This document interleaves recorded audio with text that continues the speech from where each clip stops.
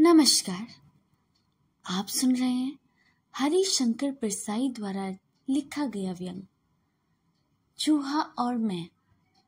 यह एक व्यंग्यपूर्ण कहानी है। यह कहानी एक आदमी के घर में चूहे के आने और इसके द्वारा रोटी के टुकड़े का हक करने की व्यंग्यात्मक व्याख्या है। लेखक चूहे की तुलना अपने देश के लोगों से करता है जो रोटी के लिए किसी भी हद तक जा सकते हैं। लेखक अपने घर में चूहे के आने से बहुत परेशान है जो रोटी के लिए उसके घर में रहता है। चूहा लेखक से रोटी के टुकड़े मांगता है और उसको खा लेता है। कहानी में व्यक्ति चूहे के साथ रहने और उसे खाना देने और चूहे की भूख को पूरा करने की कोशिश करते हुए अपने जीवन के अनुभवों को साझा करता है। तो चलिए सुनते हैं आज की कहानी।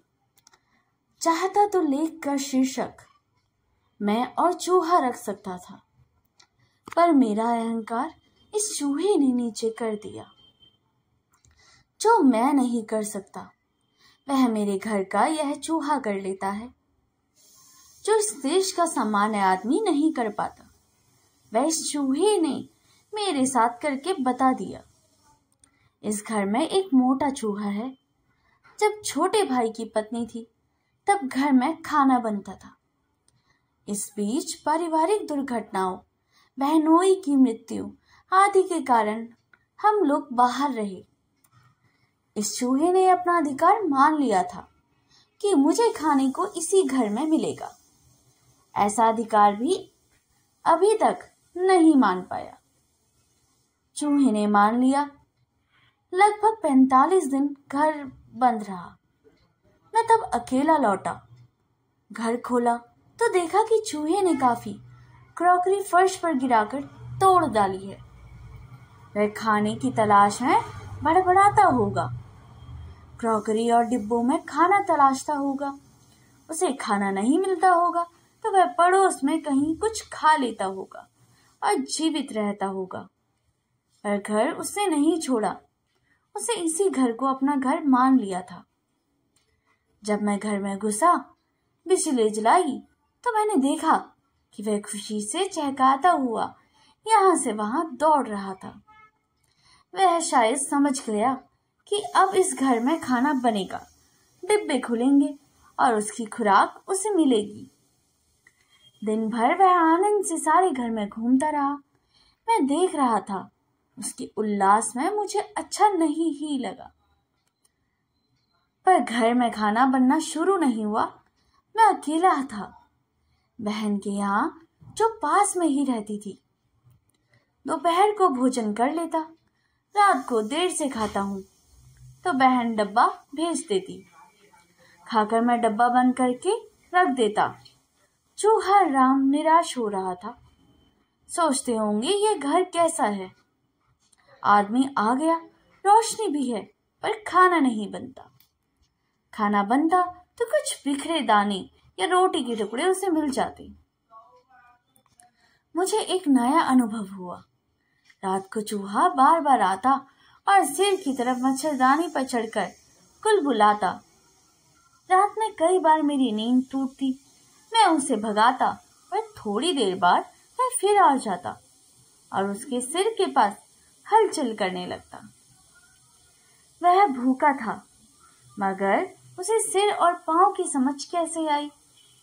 वह मेरे पांव की तरफ गड़बड़ नहीं करता था, सीधे सिर की तरफ आता और हलचल करने लगता। एक दिन वह मच्छरदानी में भी घुस गया। मैं बड़ा परेशान, क्या करूं?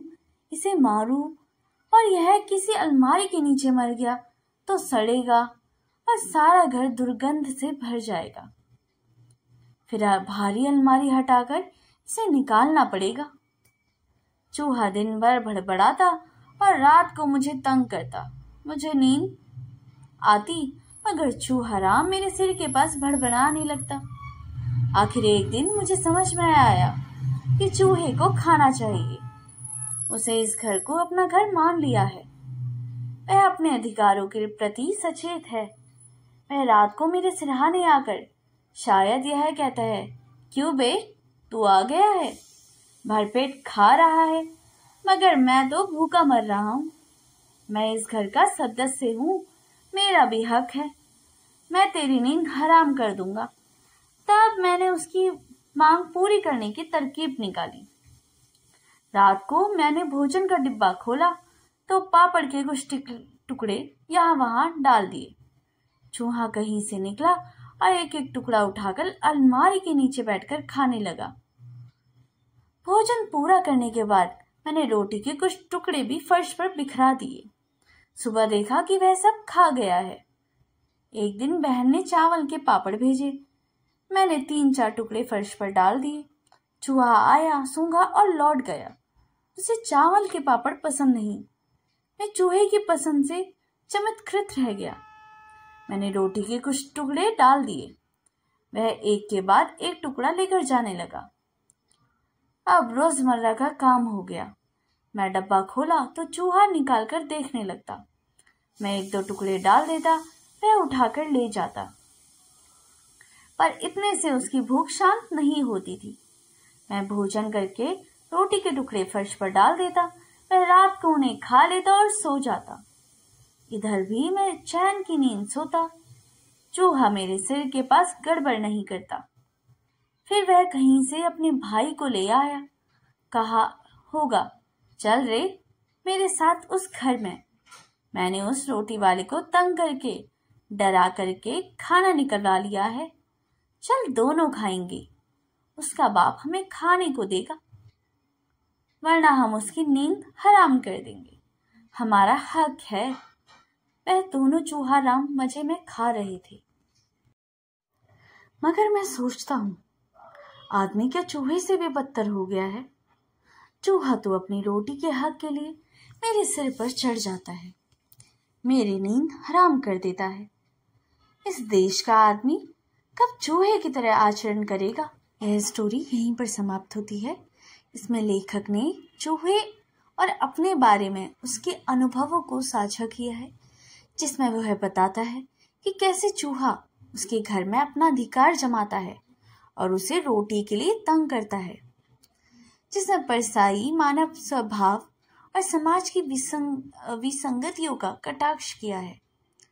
जो लेखक हैं अपने घर में एक चूहे के साथ रहने और उसको तंग करने के बारे में बताता है कि कैसे वह रात में रोटी के टुकड़े खाता है और लेखक को काफी परेशान करता है।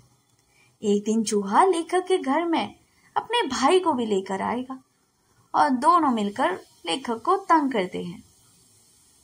लेखक चूहे के माध्यम से उन लोगों को दर्शाता है जो अपनी रोटी के लिए दूसरे को परेशान करते हैं।